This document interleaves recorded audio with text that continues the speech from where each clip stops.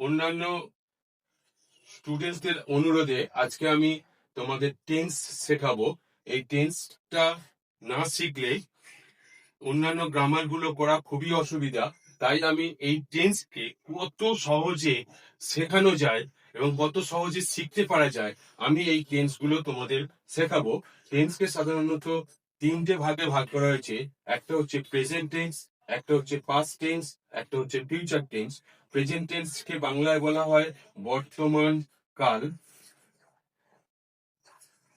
Past টেন্সকে বাংলায় বলা হয় অতীত কাল। ফিউচার টেন্সকে বাংলায় বলা হয় ভবিষ্যৎ।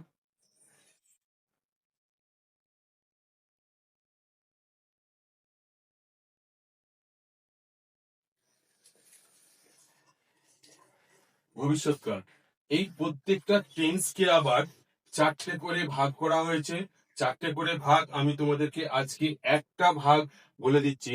প্রেজেন্ট টেন্সের present indefinite tense.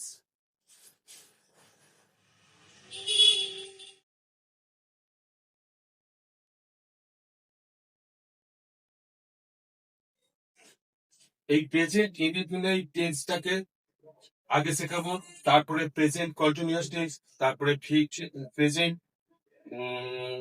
Perfect tense, তারপরে প্রেজেন্ট পারফেক্ট কন্টিনিউয়াস টেন্স। এই চারটে টেন্সের মধ্যে আমি প্রেজেন্ট ইনডিফিনাইট টেন্স কাকে বলে? প্রেজেন্ট ইনডিফিনাইট টেন্স হচ্ছে বর্তমানে যে কাজ চলছে তার কাজ এখনো পর্যন্ত সম্পূর্ণ হয়নি, ভার্বের এরকম টেন্স বোঝালে তাকে বলা হয় প্রেজেন্ট ইনডিফিনাইট টেন্স। এই প্রেজেন্ট ইনডিফিনাইট টেন্স কে সহজ ভাবে শিখতে হলে, যেমন ধরো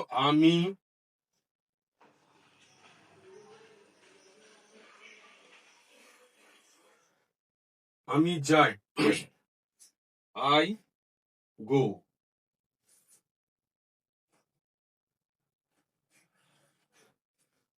সে যায়, সে যায় এর বেলায় হবে হি গোজ। সে যায় এই কর্তা যদি থার্ড পারসন সিঙ্গুলার নাম্বার হয় তাহলে ভার্বের সঙ্গে এস বা ইএস যোগ হয়। এটা মনে রাখতে হবে, না মনে রাখলে কিন্তু ওটা সব টেন্স ভুল হয়ে যাবে। সে যায় হি গোজ, আমি যাই আই গো। এইভাবে বারবার তোমরা প্র্যাকটিস করতে থাকবে। আমি এর পরের ভিডিও এইরকম টেন্স অর্থাৎ প্রেজেন্ট ইনডিফিনাইট টেন্স থেকে প্রেজেন্ট কন্টিনিউয়াস টেন্স কিভাবে শেখাতে হবে অতি সহজে আমি শিখিয়ে দেবো। তোমরা এই চ্যানেলটা সাবস্ক্রাইব করে রাখবে এবং ফেসবুকে ফলো করবে, তাহলে তোমাদেরকে অতি সহজেই আমি টেন্সটা শিখিয়ে দেব। ধন্যবাদ।